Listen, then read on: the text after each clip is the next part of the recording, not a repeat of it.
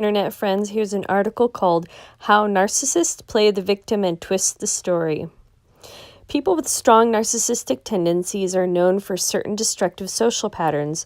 Anybody who has had the misfortune of dealing with these types of people may notice that whenever there is a conflict or any type of disagreement, they tend to act in an abhorrent yet predictable manner. In this article, we will explore the common behaviors and scenarios where narcissistic and otherwise toxic people play the victim and manipulate the narrative. Narcissists can't deal with reality because it contradicts what they want to be true, and this creates painful emotions. As a coping mechanism, they learn to delude themselves that what is real is actually not real, and however they see the situation is real, even though it isn't.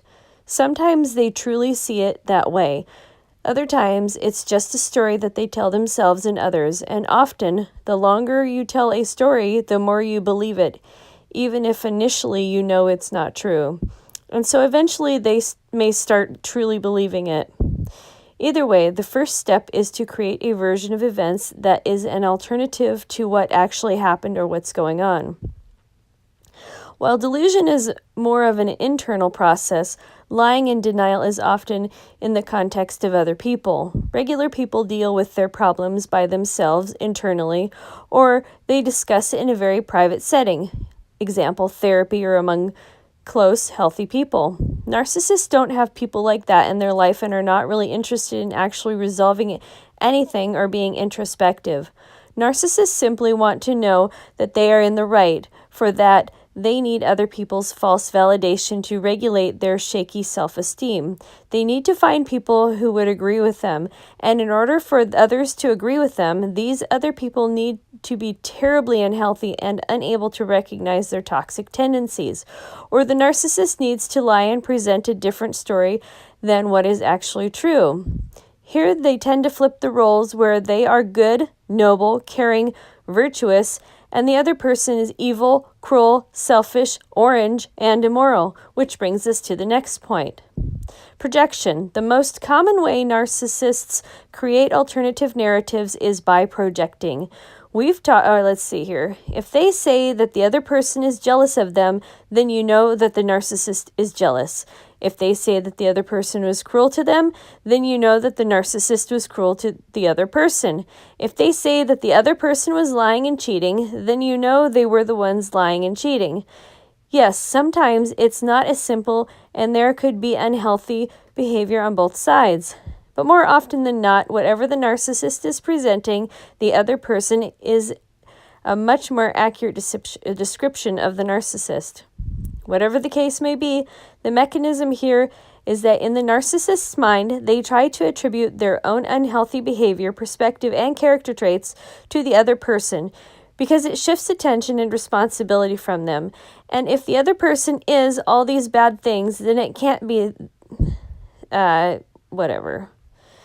Narcissists also like to truncate the story and present only the bit where the aggrieved party reacted to their toxic behavior, framing it as if that's where the story started.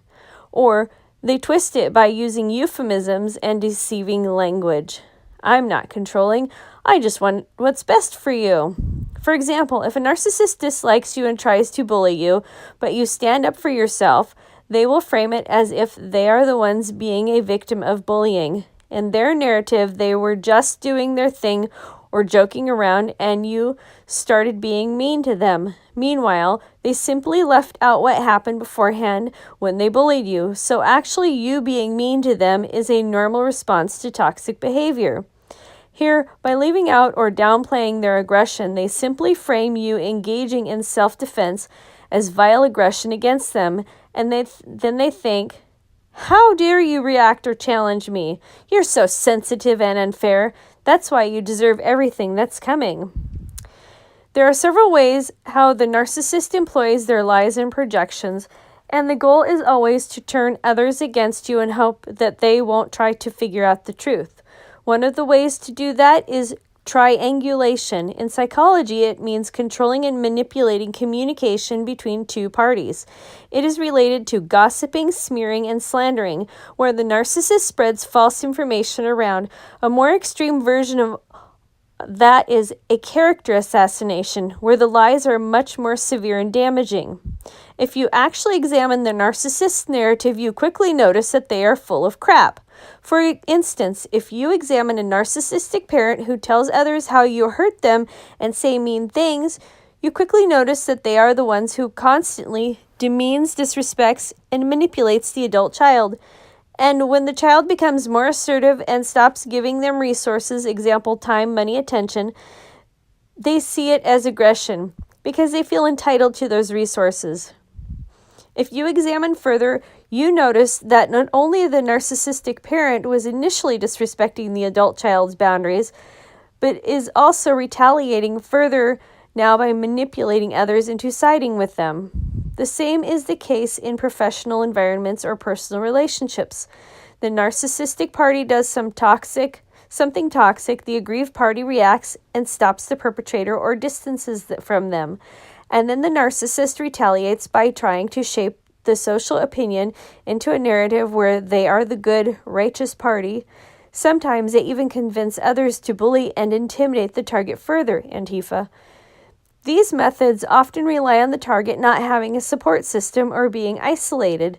This increases the narcissist's chances of others siding with them and not with the victim.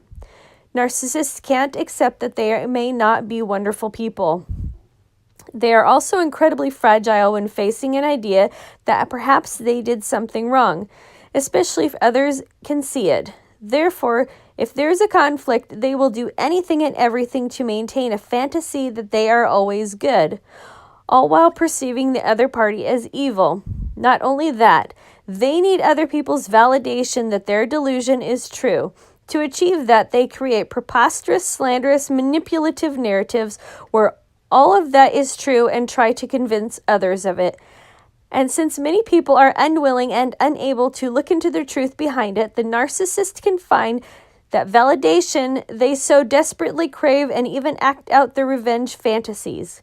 Often the reason is as simple as hating to see others doing well because they themselves are miserable.